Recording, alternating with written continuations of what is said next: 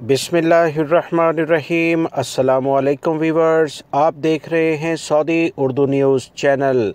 Saudi Arab की वजारत दाखिला की जानिब से ऐसे गैर मुल्की अफराद जो अपने कफ़ील या अपनी कंपनियों के लिहाज से काम नहीं करते, अकामे पर प्रोफेशन कोई और होता है और वो काम कोई और करते हुए दौरान चेकिंग पकड़े जाते हैं, इनके ख़िलाफ़ सख्त इक़दाम जारी हैं।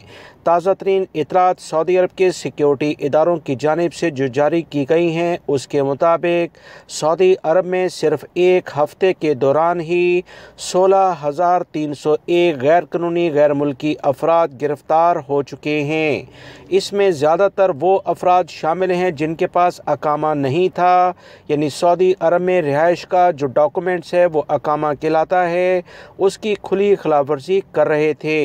सऊदी वजारत दाखिला की जानिब से मज़ीद जो इतलात आई हैं कि 9,274 ऐसे अफराद को गिरफ़्तार कर लिया गया है। मज़ीद इतलात के मुताबिक 2,632 वो गैर मुल्की सिर्फ गिरफ़्तार हुए जो कि सऊदी अरब में अकामा तो रखते थे और उनका अकामा भी वैलिड था, मगर अपने कफ़ील के पास काम नहीं कर रहे थे, अपनी कंपनी में काम नहीं कर रहे थे और इनका अकामे का प्रोफेशन कोई और था, काम कोई और करते हुए पकड़े गए हैं।